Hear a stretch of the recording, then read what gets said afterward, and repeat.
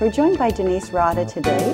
Thank you for coming on the show, Denise. Oh, thank you for having me, Susan. Denise is an author who wrote a book about her sister's passing. It was almost a journal that you had written, and then you went on to help spread the word about preventive genealogies. Well, I'm certainly trying hard. It's been quite a few months, hasn't it? Well, it came out in November, and things are actually pretty overwhelming. I've had wonderful response from Sault Ste. Marie, and I'm starting to reach out into the area. I was at the Blind River Health Symposium a couple weeks ago, and now the book is also featured at the Blind River Hospital gift shop there. Wonderful. And Sault Ste. Marie, it's at a number of places. And I think people are realizing, or just getting reinforced, that knowing our health genealogy, what our parents, their brothers and sisters, your cousins, what medical conditions and surgeries they've lived with. If you can plot this out, there's so many proactive health and common sense tips that you can learn and reach out. I think people are responding to that, and it feels so good. That's important. So when you were first writing the book, did you think, wow, this could be a really good resource for someone, or was it just a journal, or a bit of both? Yeah, starting out initially it was a journal to help me grieve, and people need to grieve any way they can. You know, there's so many different things and emotions involved in that. Some people are getting comfort in their grief, as well as in a naturalness to a palliative death. I tried to teach, as I was writing, the signs, the stages, things that typically make people fearful. If you're comfortable with the surroundings and the natural processes, then perhaps you can focus on just loving the family, supporting each other. And it started out to be something along that line, and with encouragement from friends, family, it's gone further, because our sad story of my sister's death had a what-if scenario, and my epilogue focuses on what if we had known our health genealogy at an earlier stage in life. If my sister had known her predispositions when she was in her 20s and 30s, there's so many different things that could have been done, and a different fate would have been had.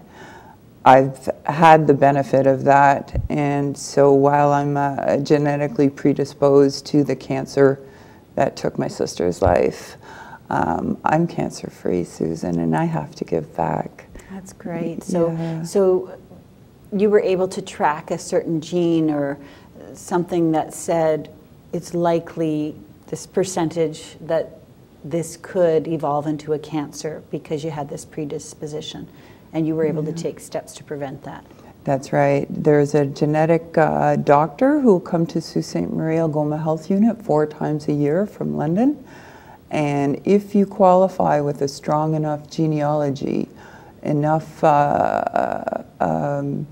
predispositions, enough facts in your background, then I had a simple blood test, as did my sister Donna, and we were both diagnosed to have a genetic mutation called BRCA2, which predisposes us to cancer, breast cancer and ovarian cancer.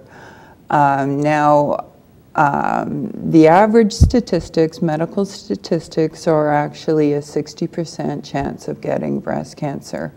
Now, after they diagnose you with the gene, then you meet with an oncologist, and he'll individualize your predisposition, now taking in different factors as far as have you had children, you know, et cetera, and your personal history. Right. And I've been told with my history that I had a likely 99% chance of getting cancer. And that was quite a few years ago, and I remain cancer-free due to the good care that I've gotten and being involved in some studies and taking some medical intervention. Good. Now, what about people that say, you know what, I don't want to know. Yeah. We're all going to die. I just don't want to know about it. It's something that I don't want to do. Yeah. Anything to respond to that? Well, then they shouldn't. You know, it's certainly an individual thing, and there's a lot of emotion around this, and it's not a black and white, you know, scenario. But I find, or what I've been taught is that knowing this and going through the different stages you're going to go through as you grow up, as you have your children, different awareness and times in your life, you're going to change and evolve. You know, what I've done personally, it may change and evolve as I, you know, as I grow or as my fears change.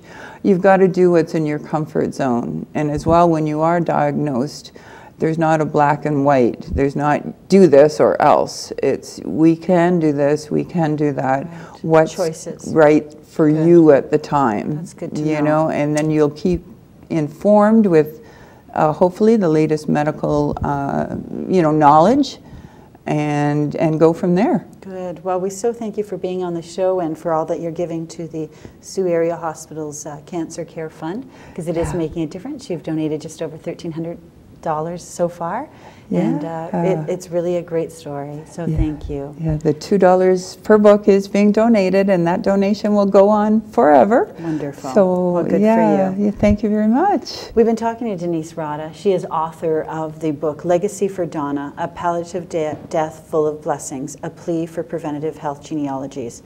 If you are thinking about something like this, please get in touch with your local health provider and look into your own genealogy. Thanks for joining us today here on